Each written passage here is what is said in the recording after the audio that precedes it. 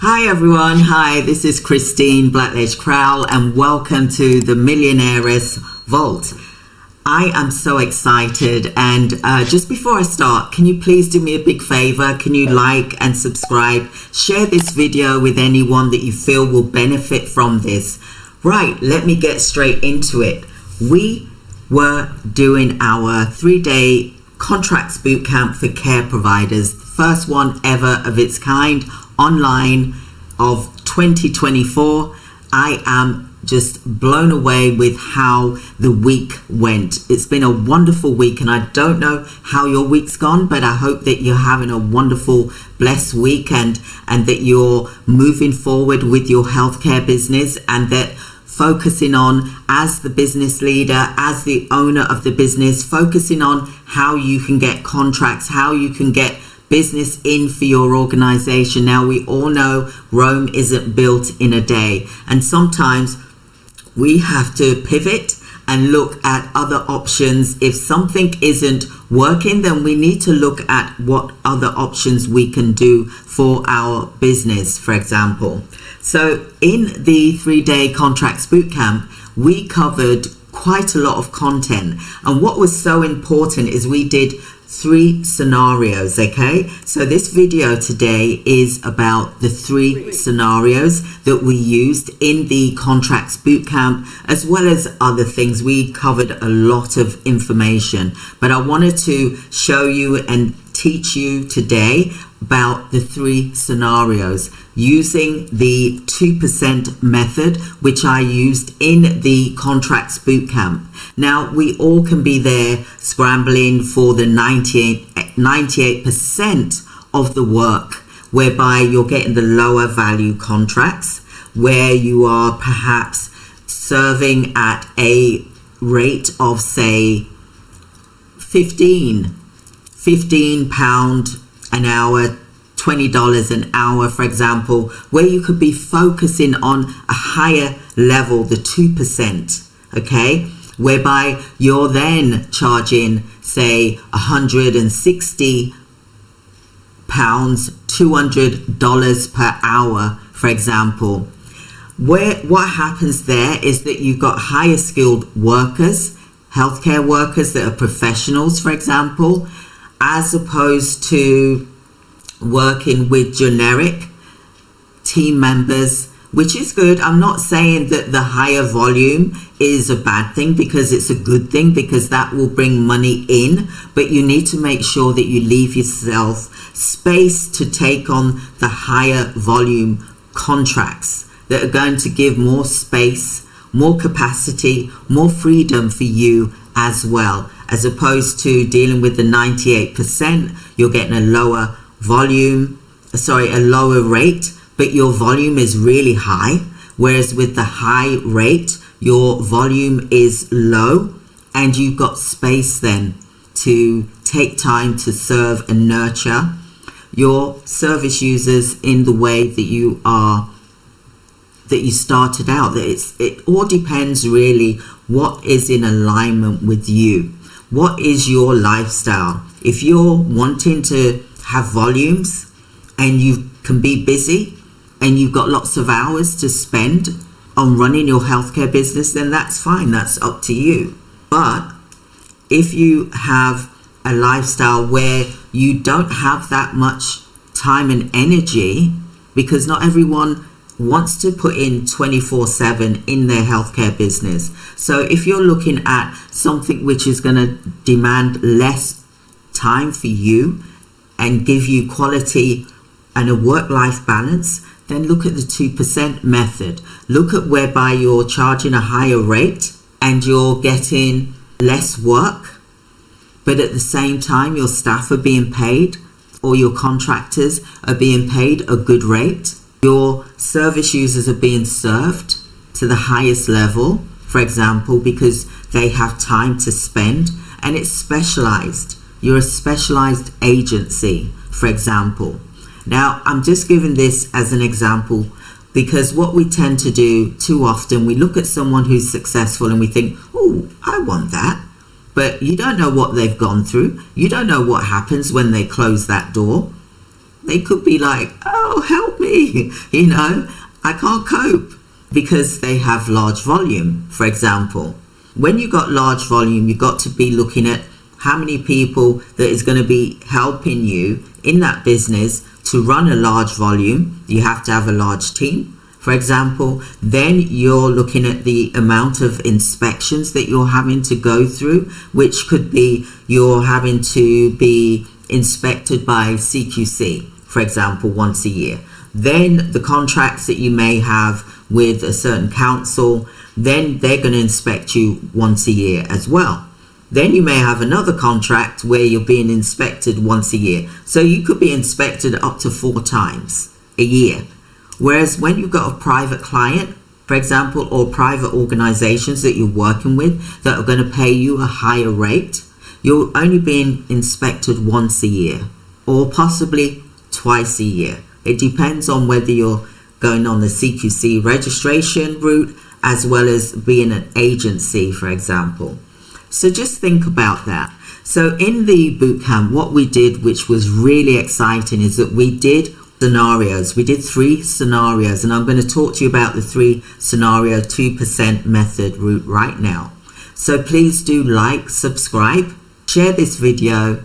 Do me a favor to enable this to grow and for me to share more information, and for me to be able to, for you to get the updates. Like and subscribe, so then you'll get notifications. So let me continue with the 3 scenarios we talked about in the contracts bootcamp.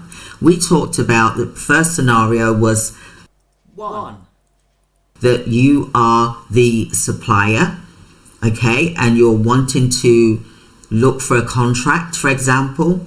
So how do you put in a proposal to win that contract? We did that scenario, but we had to look at it with a scenario from the buyer's point of and perspective, and then you're the supplier writing the proposal that's going to meet the buyer's perspective and what their needs are, so that you win the contract. Okay, so we had to have that mindset of the supplier.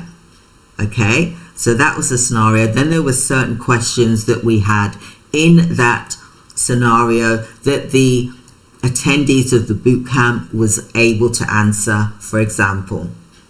Then there was the second scenario 2, whereby it was the buyer, like the councils, the NHS, for example, the governments. Okay, the proposal that they were putting forward, their perspective of what they're looking for, what type of agency are they looking for, what needs is it that they need to have met, because it's causing a lot of stress, it may be causing them a lot of pressure, and they need to get an agency in to help them with this, because they can't do this themselves. They have to get people, service users, and need people like suppliers, agencies like yourself, for example.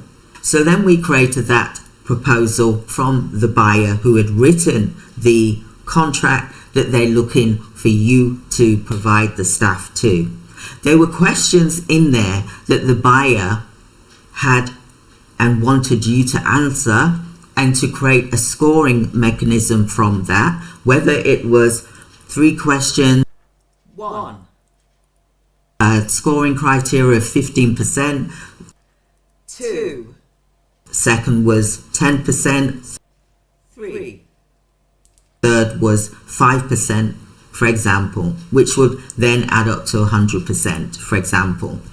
So the attendees then was answering that question from the buyer's perspective of what they're looking for. What do you think that they're looking for? So then they answered those questions effectively. Okay, then there was a third one, a third scenario, and that third scenario is that you run and speak to your community. You hold an event, for example, in the community center. You write a scenario, and then you hold a meeting with the service users that could possibly use your service, and ask them, what do they want? What are they looking for? What is causing problems for them in the community right now? What is it that you can help them with, and what is the need currently in your community. So we did 3 scenarios, and it was so amazing. It was really exciting. It was a different perspective for them to see all 3 different things of how you can create the community feedback as a case study to use that when you're submitting your contract. I hope you get me. I hope you understand where I'm coming from here. So this is so important that we look at all those that are going to use your service from their perspective. So we talked about the community. We talked about the buyer's perspective. We talked about you, the supplier's perspective, and we also created proposals from all 3 angles. We also applied for multiple contracts in terms of registering with portals, etc. We did some tender question criteria, evaluations, but we also was registering on a lot of portals. For example, did you know there is like over 160 portals? It's a lot. It really is. However, there's the top 30 that you can start with right now, for example. And I hope that you can join me for the free event that we've got next week, which is on the 27th, 28th, 29th and the 1st of March, for example, which is the 27th of February, 28th of February, 29th of February and the 1st of March.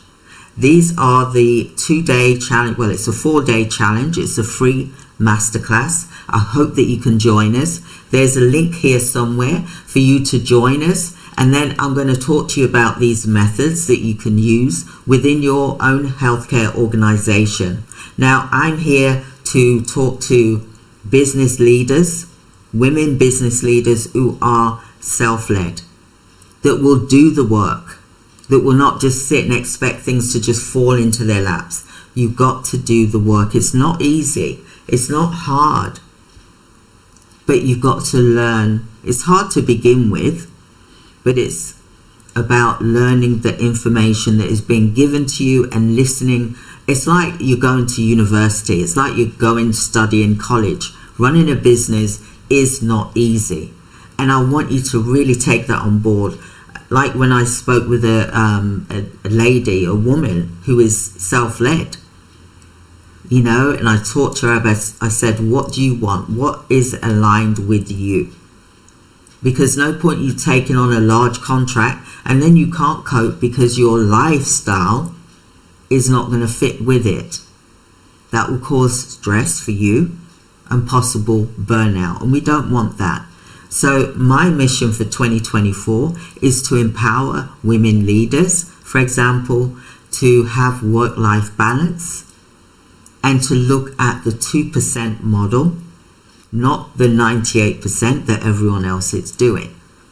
So please join me here in YouTube. I'm going to be going live a lot. I'm going to be on YouTube. I'm going to be doing YouTube shorts. I'm going to do long form videos, for example. I'm on podcasts, which is starting next month. LinkedIn, TikTok, Spotify, Instagram Reels, Twitter.